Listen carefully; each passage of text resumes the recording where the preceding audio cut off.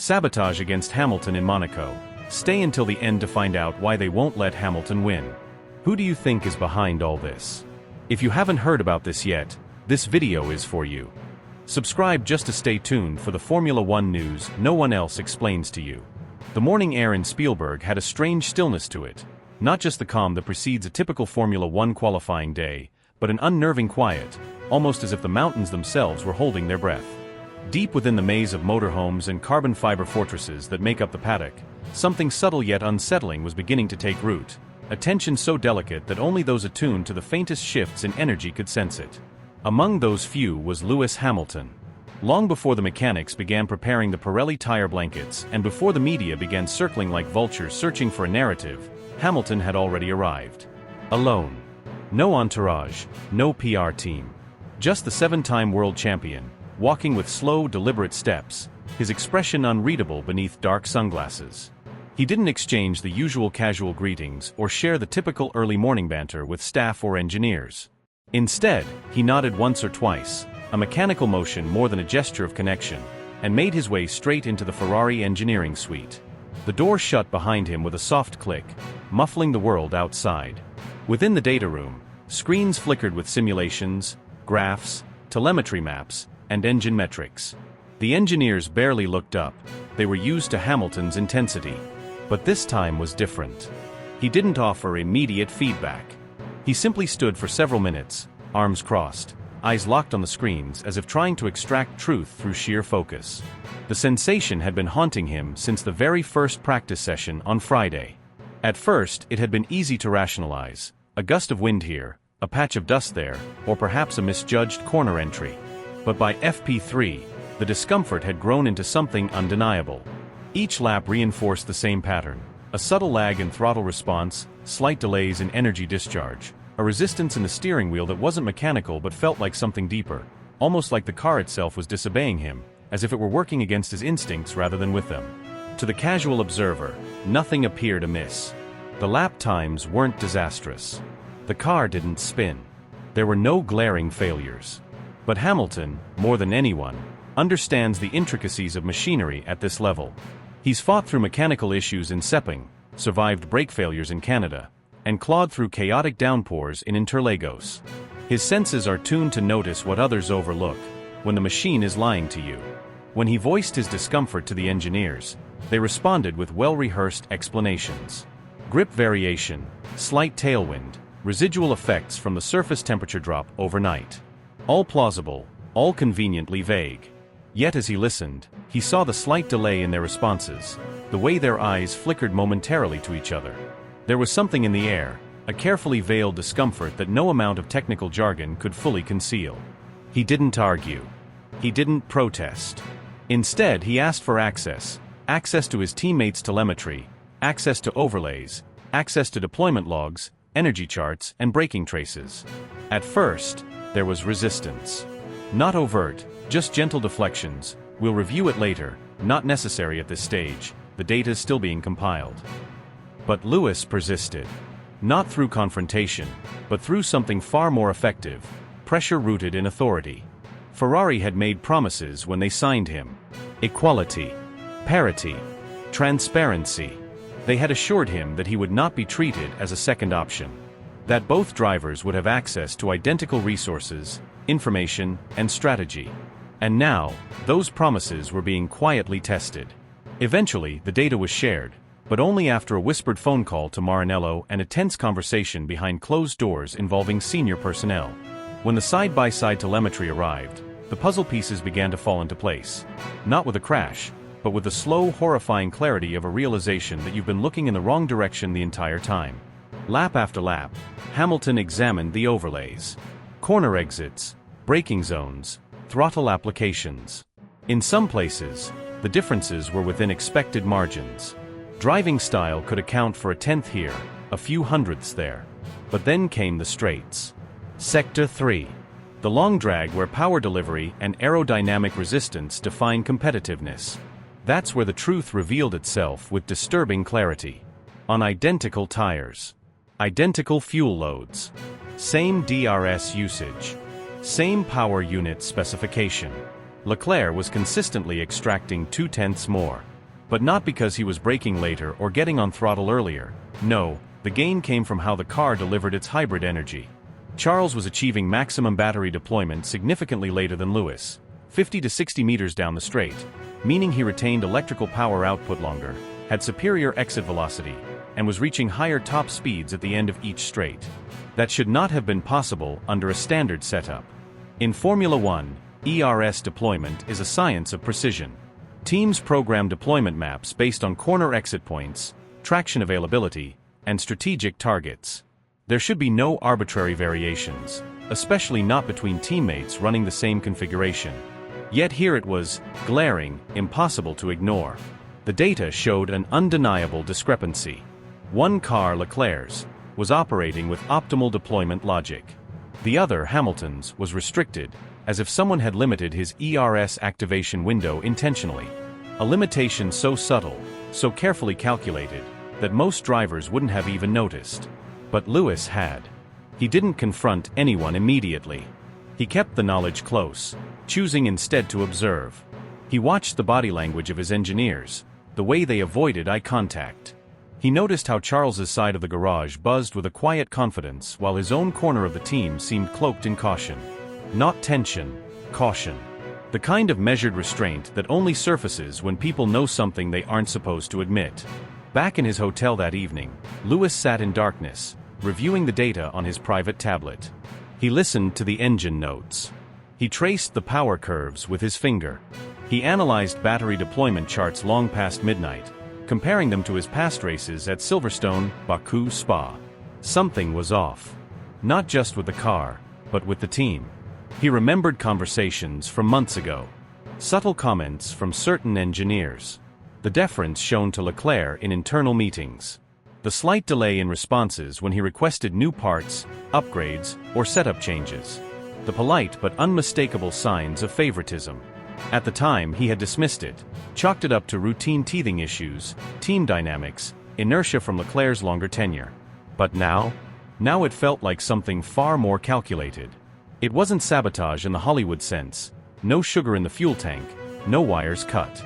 It was technical, digital, invisible to the naked eye but deeply embedded within the logic of the car. A deliberate limitation masked as a calibration error. Lewis knew he had a decision to make. He could expose it publicly, confront Ferrari leadership, turn the spotlight inward. Or he could wait, observe further, collect more evidence, build a case that could not be denied. Either way, the trust had been broken. He no longer felt like a member of a team. He felt like an outsider navigating a system built to contain him. But if there is one certainty in motorsport, it is this: underestimating Lewis Hamilton has never ended well for anyone. And now, with suspicion in his blood and fire in his eyes, he wasn't just racing for points anymore. He was racing for the truth. Lewis Hamilton stood motionless, utterly still, as though rooted to the floor beneath his feet. The glow of multiple telemetry screens flickered across his face, casting cold shadows under his eyes. Data streams scrolled endlessly: tire degradation rates, ERS deployment timing, throttle traces, differential settings, all of it a blur to the untrained eye. But to Lewis, it was as clear as a confession. The anomalies weren't theoretical. They were glaring. Gaps in performance that couldn't be explained away by driving style, weather variables, or mechanical misfortune. These weren't minor discrepancies. They were glaring irregularities, consistent, precise, and damning. A muscle twitched in his jaw. His right hand, resting on the edge of the carbon composite console, slowly coiled into a tight fist. The pressure built second by second, blood rushing with each heartbeat, until, with a thunderous crack, he slammed his knuckles down onto the table. The impact reverberated through the room, silencing every conversation instantly. Several engineers flinched. One dropped his stylus. No one dared make eye contact.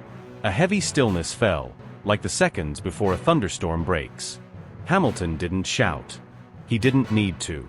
The fury in his voice when he spoke was low, unervingly calm, the kind of control that masked deep rage. "I'm done pretending," he said, enunciating each syllable with surgical precision. "This setup doesn't match what's on car 16. And don't tell me it's strategy variation. I've seen every frame. Someone's manipulated my system parameters. This isn't incompetence. It's calculated. It's deliberate. This is betrayal. No one replied.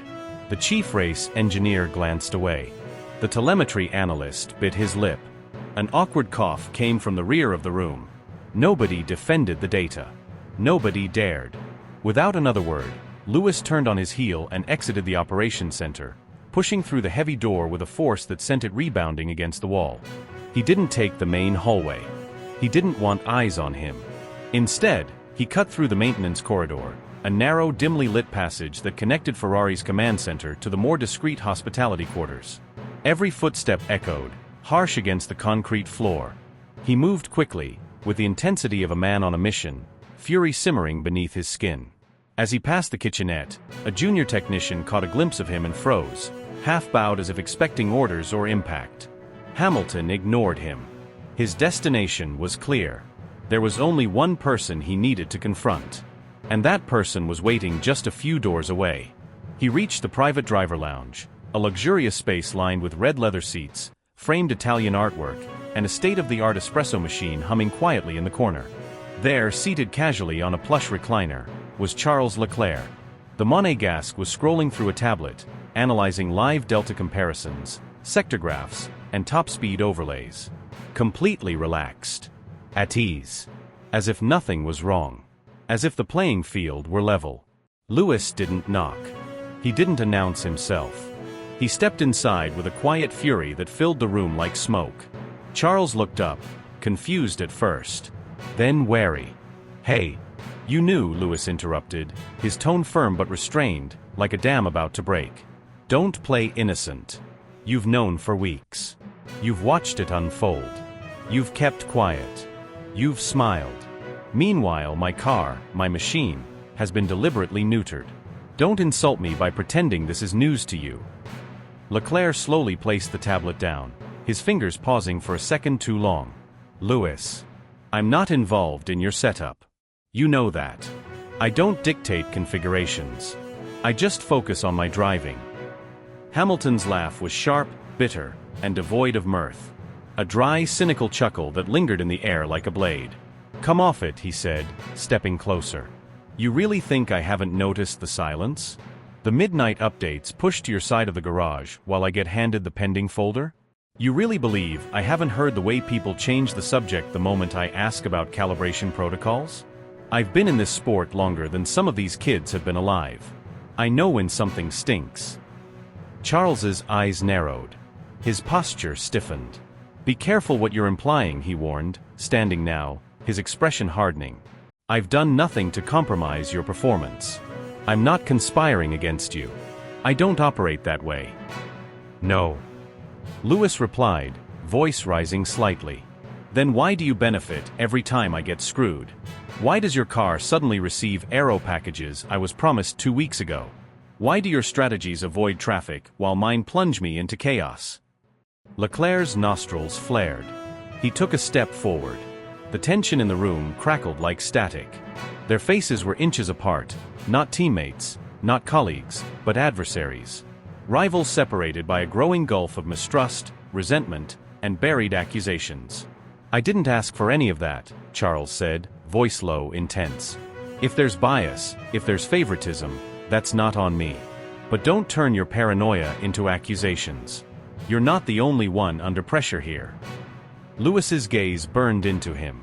"Paranoia," he whispered. "Paranoia is thinking the walls are watching. This is reality. And the numbers don't lie." Outside the lounge, footsteps paused. A pair of PR staffers exchanged nervous glances. A mechanic leaned slightly toward the door, pretending to check his phone. Everyone in the paddock had felt the growing fracture. But now it was breaking open in real time. Leclerc shook his head, exhaling sharply through his nose. "This is toxic," he muttered. "We're supposed to be building something here. Fighting Red Bull. Not tearing each other apart." "I was brought here to win," Hamilton snapped. "Not to play second fiddle in a team that smiles to my face while it stabs me in the back." The words hung in the air. Thick. Heavy. Final. Charles said something in French, something too quick to catch but clearly laced with frustration, before turning on his heel and walking out through the side exit. His footsteps were quick, his shoulders tense. Lewis stood alone in the silence that followed. His breath was uneven. His heart thudded in his chest. He knew what came next. There was only one more door to knock on. Except he didn't knock. He marched directly to the inner sanctum, the office of the team principal, an elegant but imposing space reserved for closed-door decisions and uncomfortable truths. The door swung open under his hand, startling the man seated behind the desk. Lewis, the principal began, clearly caught off guard. "What's going on?" "We're past pretending," Hamilton said, voice razor-sharp.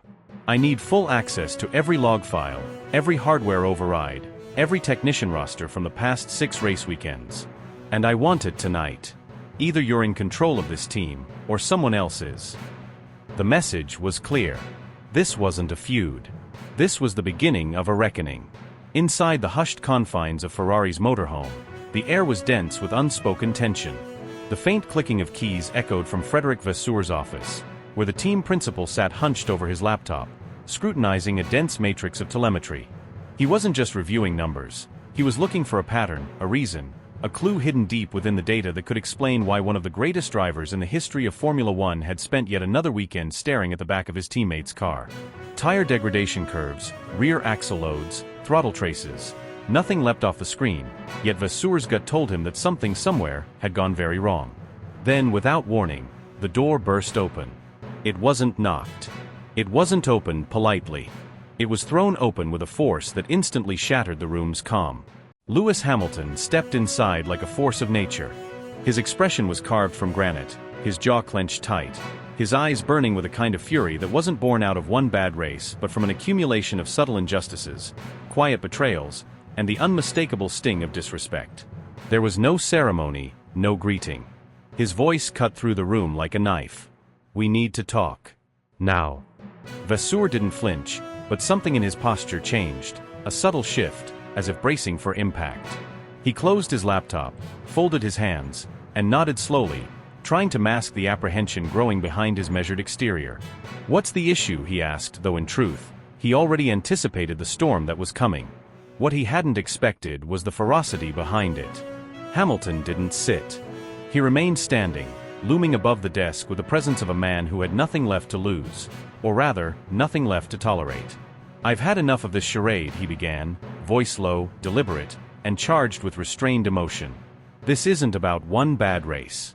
This isn't about setup direction or tire strategy. This is bigger. I've been patient. I've kept my mouth shut. I've given the benefit of the doubt again and again. But I'm not blind, Fred. And I'm definitely not stupid." Vasseur remained silent, allowing Lewis the space he clearly needed to unburden everything that had been simmering beneath the surface for months.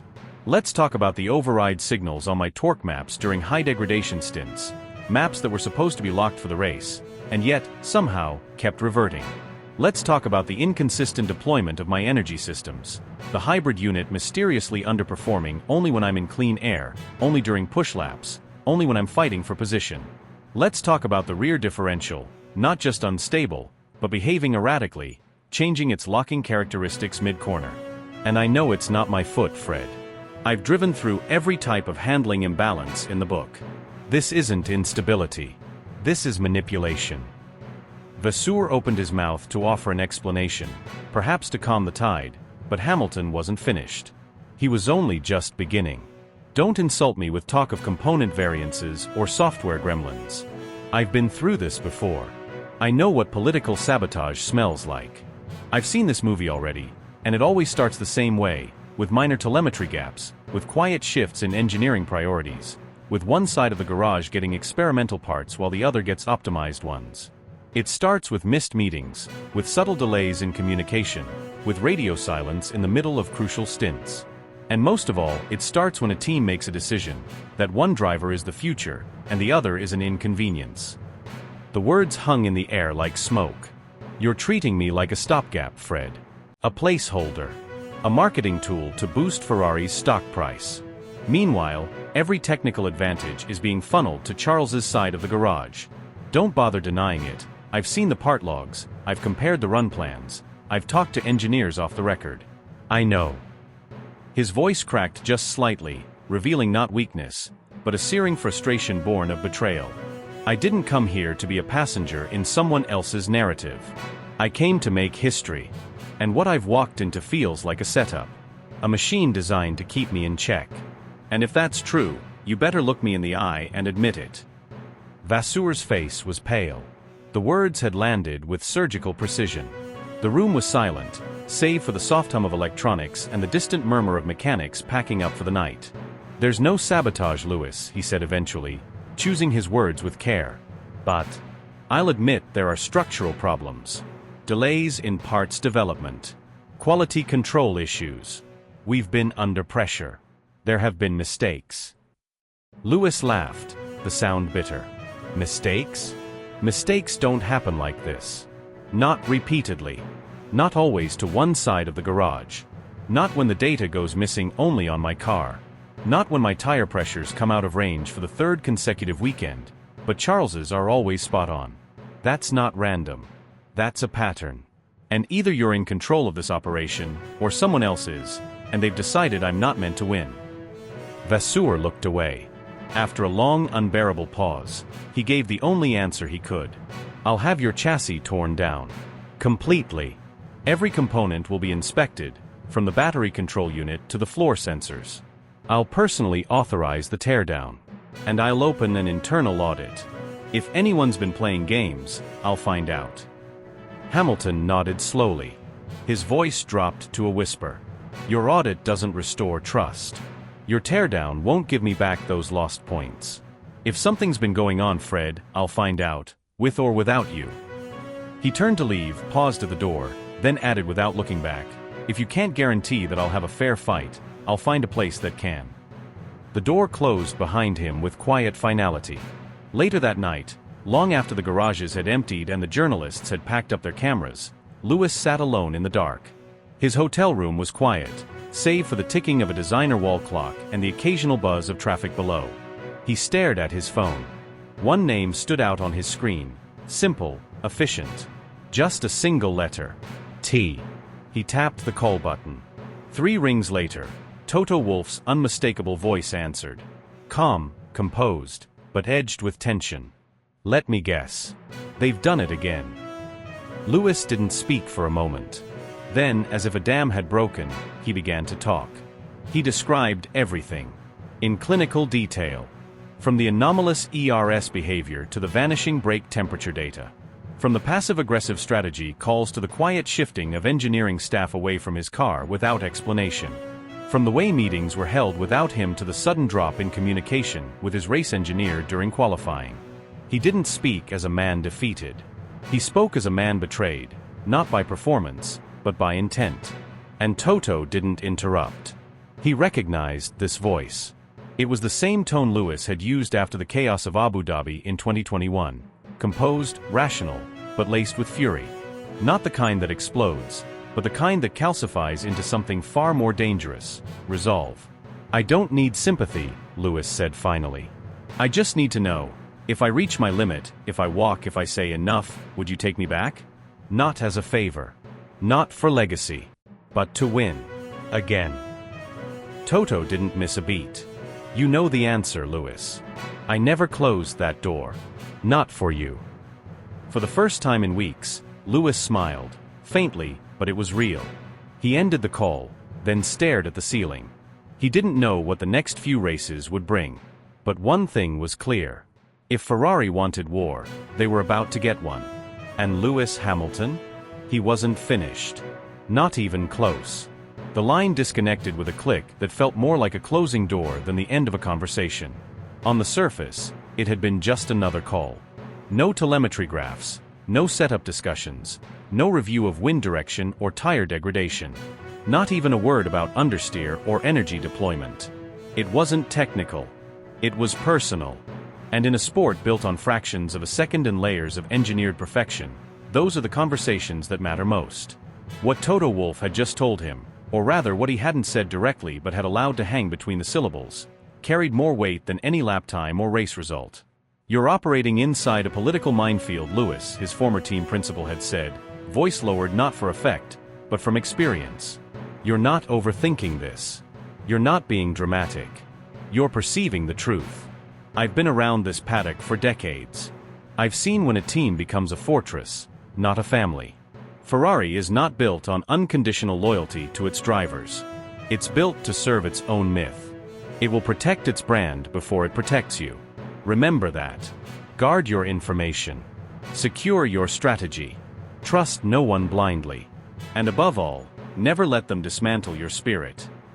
Hamilton stood motionless as those words echoed, not just in his ears, but through the very fabric of his identity as a racer. He was still clutching the phone, the screen black, the call long over. He wasn't thinking about corner apexes or engine mapping. Not about drag coefficients or FP3 simulations. Not even about the rapidly approaching Grand Prix. He was thinking about eyes. Staring eyes. Watching eyes. Eyes behind closed doors. Eyes in red shirts who once greeted him with smiles that now felt rehearsed. He was thinking about silences that lasted just one breath too long. About the subtle erosion of confidence in every meeting. The changed tones in debriefs. The modified priorities that, on paper, looked equal, but in practice were not. Out on the upper terrace of the Ferrari motorhome in Spielberg, the night sky stretched over the Styrian hills like a heavy curtain. Beneath him, the paddock hummed quietly, engineers checking sensors, camera crews packing up, journalists scribbling final thoughts before deadlines. But up here, it was different. Solitary. Above the noise, yet drowning in it. A world away, but right in the thick of it. He gripped the railing tightly, his fingers curled like he was holding onto the very idea of control. He remembered the day he'd signed. The contract, inked with ceremony. The handshake, the flashbulbs, the headlines screaming about the final chapter. Legacy. Destiny. Closure. That had been the narrative. Neat, romantic, perfectly marketable. The old warrior, seeking to bring glory to the sport's most historic team. To wear the scarlet red. To chase the ghosts of legends on the same asphalt they once ruled. But now, standing here, staring into the dark, he felt none of that. What he felt was colder. Sharper. And far more dangerous. Not betrayal, exactly. That would suggest a clear act. This was subtler. A drip, not a stab. A slow bleed. A marginalization. An erosion of agency. It was the data engineer who now answered his questions more cautiously. It was the race strategist who seemed to confer more with the other side of the garage. It was the minor updates that always seemed to debut on Charles's car first, with a vague promise that they'd review deployment on both sides later. None of this was coincidence. And Toto had just confirmed that. Hamilton wasn't imagining it. He wasn't overreacting. This wasn't some emotional response to a tough weekend. It was the result of patterns. And in F1, patterns are rarely accidents. In a sport where milliseconds are dissected and loyalties are leveraged, nothing is without intention. Teams don't just win races. They control narratives. They shape perceptions. They engineer reputations as carefully as they engineer floor upgrades. And now it was becoming clear that Ferrari, whether consciously or institutionally, had begun the process of reshaping his role in the story. From savior to scapegoat. From symbol to liability. But if they thought Lewis Hamilton, seven-time world champion, survivor of politics at McLaren, rebuilder of Mercedes, slayer of doubters, would simply crumble, then they had misunderstood the very essence of the man they had invited into their inner circle. Because while others sought comfort, he thrived in discomfort. While some drivers needed validation, he required only truth. And now he had it. Cold, undeniable, and whispered from the only person who had no motive to deceive him. Toto's warning hadn't been fear-mongering. It had been a flare, a signal from someone who had once built a dynasty around him and knew exactly how it felt when the tide started to turn. When the walls began to close in. When your own team, consciously or not, began treating you as a guest instead of an heir. But Lewis wasn't a guest. He was never here to play nice. He hadn't crossed enemy lines for peace. He had come for transformation. He had come to challenge the very foundations of the Red Empire. And now they were trying to contain him, to box him in, clip his wings, slow his ascent under the guise of parity. He would not allow it. In that moment, something ancient and powerful stirred within him, the primal fire of competition, the deep hunger of an athlete who had been written off more times than he could count. He had felt this fire before. In Montreal in 2007. In Spa in 2008. In Abu Dhabi in 2021. It was the same fire that didn't just fuel him to win races, it transformed them into statements. Into acts of rebellion. He knew what was coming now. He would become the problem. The difficult one. The media would question his mindset. Paddock voices would speculate about internal fractures. Ferrari's silence would speak louder than any press release. But he had lived this all before. And every single time, he had emerged stronger. Sharper. Deadlier. Because Lewis Hamilton doesn't need harmony. He needs truth. And the truth was now carved in stone. Ferrari was playing its own game, and he was no longer a central piece. But what they hadn't counted on was that the moment you cast Lewis Hamilton out, the very moment you make him an outsider, you trigger the part of him that doesn't play by anyone's rules. That doesn't care for politics or optics. The part that remembers every headline that doubted him. Every critic that said he was too old, too distracted, too Hollywood. The outsider is the version of Hamilton the sport fears most. Because he stops smiling. Stops playing nice. Stops filtering his message. And starts fighting not just for results, but for meaning.